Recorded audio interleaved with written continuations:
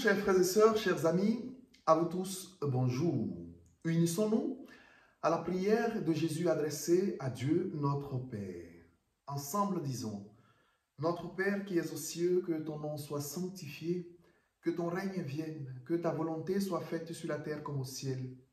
Donne-nous aujourd'hui notre pain de ce jour, pardonne-nous nos offenses, comme nous pardonnons aussi à ceux qui nous ont offensés. Et ne nous laisse pas entrer en tentation, mais délivre-nous du mal. Car c'est à toi qu'appartiennent le règne, la puissance et la gloire pour les siècles des siècles. Amen. Frères et sœurs, chers amis, la parole de Dieu est un aliment vitaminé dans notre vie, pour notre vie. La parole de Dieu est efficace parce que quand Jésus enseigne, en plus de nous instruire, il nous nourrit et nous construit afin que notre vie porte des fruits abondants. La parole de Dieu est effectivement efficace dans notre vie. La parole de Dieu se renouvelle chaque matin. Chaque matin, elle se renouvelle dans ta vie, mon frère, ma soeur, cher ami. La parole de Dieu nous transforme pour accomplir sa mission dans notre vie.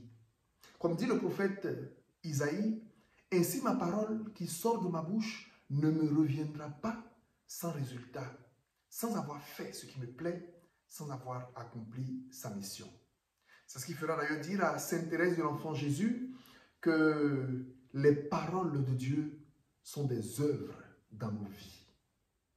Je suis très heureux de vous retrouver une fois de plus en ce mardi de la 10e semaine du temps ordinaire dans Parole de Dieu au quotidien. L'évangile que nous méditons aujourd'hui est tiré de Saint Matthieu chapitre 5, les versets 13 à 16. Et nous pouvons dire que c'est une sorte de conclusion aux béatitudes que Jésus a proclamées hier. Heureux les pauvres de cœur, heureux les cœurs doux, heureux ceux qui pleurent, heureux ceux qui ont faim et soif de la justice, heureux les miséricordieux, heureux les cœurs purs.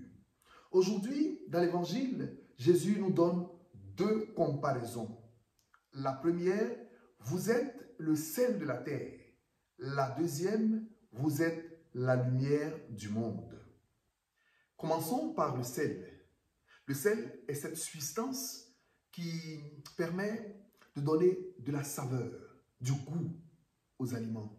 Ensuite, le sel permet de conserver les aliments. Avant l'apparition des moyens modernes de conservation de nos aliments, que sont le réfrigérateur, le congélateur, le sel servait à conserver les aliments, surtout la viande. Et le sel, à un moment donné de l'histoire, était devenu tellement important qu'il avait remplacé l'argent. Pour acheter un produit, une marchandise, il fallait apporter du sel. Et c'est de là d'ailleurs que vient le mot salaire. En nous disant Jésus que vous êtes le sel de la terre, il nous invite effectivement à être sel pour notre terre et pour notre humanité, devenue tellement insipide du fait de la méchanceté des hommes, du fait du manque d'amour, du fait de la perte du goût de la parole de Dieu, du fait que maintenant l'on se bouche les oreilles pour ne plus entendre les préceptes du Seigneur. Devenir sel de la terre, c'est redonner de la saveur à notre terre, la saveur de l'amour, la saveur de la paix. Qu'est-ce que nous avons à compliquer la vie de nos frères et sœurs? Pourquoi est-ce que c'est toi, toujours dans ta famille qui cause des problèmes? Pourquoi? Pourquoi est-ce que c'est toi qui es la source de toutes les difficultés de ta famille? Quand tu es là, il n'y a plus de sel. Tout devient fade. Pourquoi dans le service nous jeter des pots de bananes? Pourquoi rapporter d'ailleurs des faits qui ne sont pas vrais sur tes collègues? Devenir sel de la terre, c'est être porteur de saveur de vie, la saveur de l'amour, la saveur de la vérité. C'est à cela que Jésus nous appelle. Ensuite, lorsque Jésus nous dit « vous êtes la lumière du monde », il nous invite effectivement à être la lumière du monde. Mettons-nous dans une salle obscure, éteignons toutes les lumières, ou en pleine journée, fermons toutes les fenêtres, rabattons les portes, tirons les rideaux et restons dans l'obscurité. Nous sommes dans les ténèbres. Il suffit d'allumer une seule bougie, un seul siège, pour que déjà on sente qu'il y a la vie. Par la flamme qui vacille, la flamme qui tremble, la vie se manifeste. Et quand nous allumons 2, 3, 4 bougies, la salle se remplit de lumière. La lumière, être lumière du monde, c'est être porteur de vie. La lumière sert à éclairer, la lumière sert à indiquer le chemin. La lumière permet d'éviter les obstacles. La lumière repousse les ténèbres. Frères et sœurs, soyons lumière pour notre monde. Il y a tant de mensonges. Portons la lumière de la vérité. Il y a tant de faux prédicateurs de la parole de Dieu. Soyons des prédicateurs authentiques de cette parole de Dieu en étant lumière pour notre monde et celle de la terre.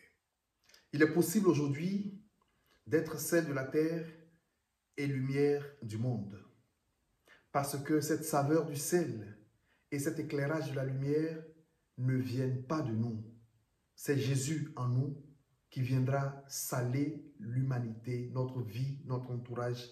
C'est lui, la lumière, qui viendra éclairer notre monde. Nous n'en sommes pas la source.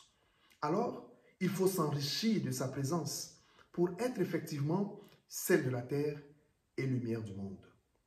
Chers frères, chères sœurs, le monde a besoin de toi. Jésus a besoin de toi. Ta famille a besoin de toi. Ton église a besoin de toi. Sois aujourd'hui pour ta terre, pour ton monde, sel et lumière. Et que Dieu Tout-Puissant vous bénisse et vous garde, chers frères et sœurs, au nom du Père et du Fils et du Saint-Esprit. Amen. À vendredi prochain, par la grâce de Dieu, dans Parole de Dieu au quotidien. Au revoir.